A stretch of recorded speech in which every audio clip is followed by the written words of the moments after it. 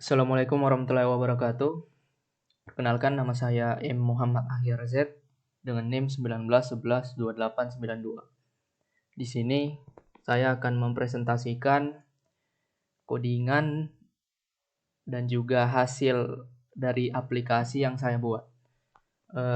Untuk aplikasinya di sini saya membuat aplikasi yang menampilkan daftar-daftar atau directory dari sebuah film, dari berbagai macam film yang sedang populer saat ini.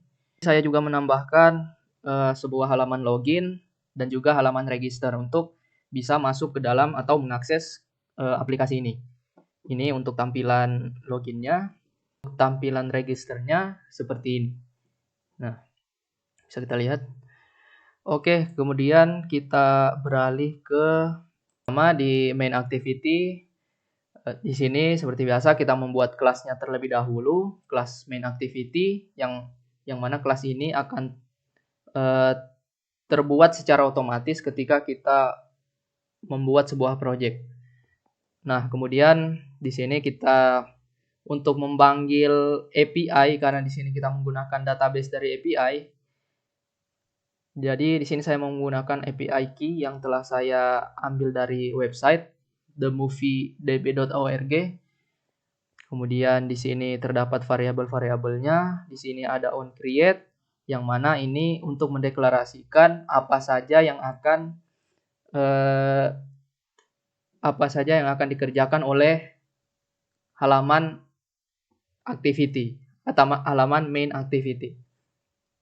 Kemudian di sini ada fungsi private void JSON request, yang mana fungsi ini nantinya akan mengget data dari si API tadi yang telah diambil key, yang saya telah ambil key-nya. Dan kita beralih ke halaman login terlebih dahulu. Jadi sebelum masuk ke dalam aplikasinya, di sini saya menggunakan SQLite, yang mana SQLite ini akan menyimpan data-data dari si user. Nah, data-data tersebut akan digunakan untuk login maupun register. Di sini ada variabelnya, variabel username, btn login, dan SQLite untuk mengakses apa saja yang ada di kelas SQLite. Kemudian di sini seperti biasa pendeklarasian variabelnya atau penugasan variabel tersebut akan ditugaskan untuk button apa, misalkan seperti ini. Jadi variabel ini bertugas untuk menampung apa saja yang dituliskan di text view username. Di sini terdapat sebuah percabangan, yang mana percabangan ini apakah terdapat data username dan data password yang diinputkan ke dalam text view-nya itu sesuai atau ada dengan yang ada di data-data yang ada di database. Login activity, di sini pendeklarasian variabel, kemudian di bawahnya penugasan variabel-variabel yang dideklarasikan di atas, seperti yang saya jelaskan pada halaman login tadi. Nah, kemudian di sini ada fungsi btn register 2, public void onClick, deklarasi variabelnya, penugasan variabelnya menampung apa.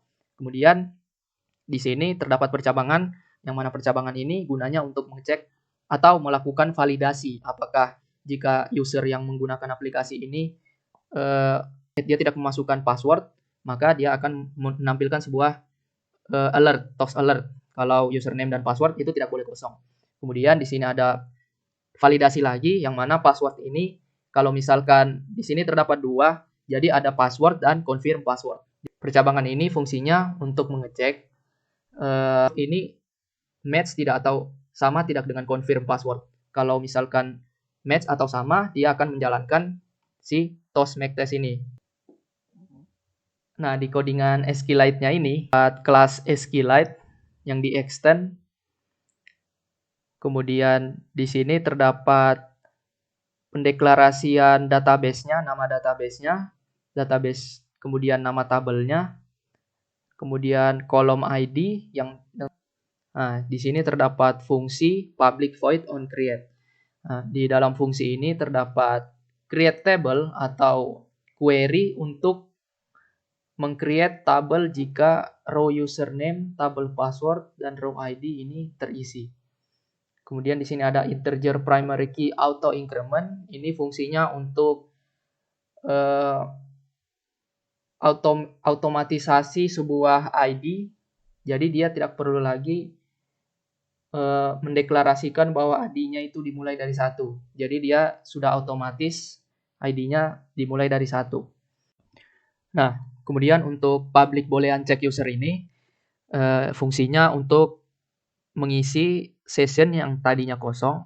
Ketika kita login, maka session tersebut akan diisi. Jadi dia menginisialisasi lah pokoknya.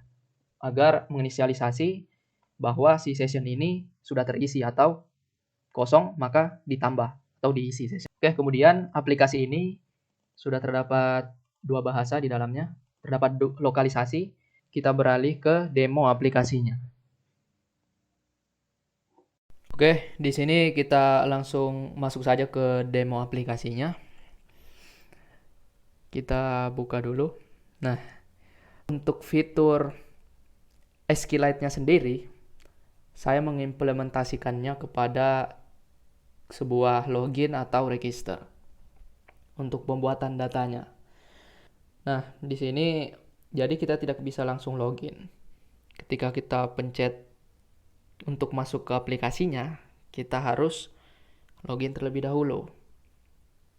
Nah, di sini juga terdapat validasi, yang mana kita tidak bisa sembarang memasukkan sebuah nama, karena validasi login ini mengecek apakah data yang kita masukkan di field loginnya atau form loginnya itu sesuai atau cocok dengan data yang terdapat pada SQLite atau database SQLite-nya.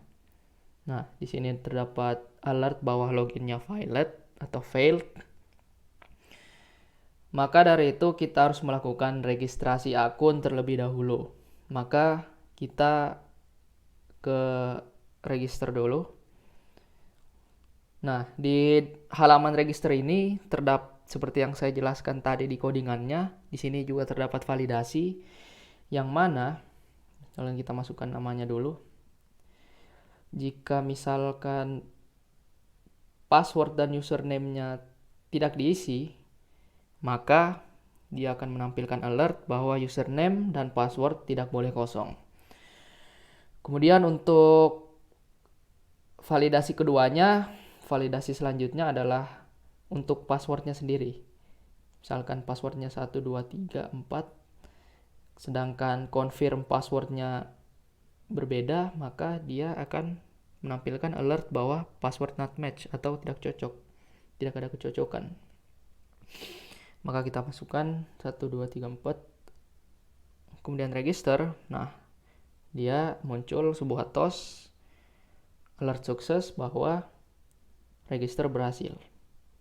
Kita masukkan password atau akun yang kita telah register tadi. 1, 2, 3, 4. Kemudian kita login. Nah, terdapat alert login sukses. Dan kita masuk ke halaman utama aplikasinya. Di aplikasi ini terdapat 2 tab. Yang pertama itu home atau halaman utamanya. Kemudian tab yang kedua ada halaman about. Seperti ini kurang lebih tampilannya. Kalau misalkan kita masuk ke dalam salah satu film ini, nah tampilannya seperti ini. Dia menampilkan gambar, title film, tanggal rilis, dan juga deskripsi dari atau sinopsis dari filmnya. Kemudian, nah seperti yang saya jelaskan sebelumnya di codingannya, di sini juga terdapat fitur lokalisasi atau fitur 2 bahasa. Yang tadi misalkan kita menggunakan bahasa Inggris, kita menggantinya ke bahasa Indonesia, maka aplikasinya juga otomatis akan berubah menjadi bahasa Indonesia. Yang tadinya movie directory, nama aplikasinya berubah menjadi directory film. Kita masuk, terus kita masuk lagi Kemudian kita masukkan si akun yang kita telah daftarkan tadi.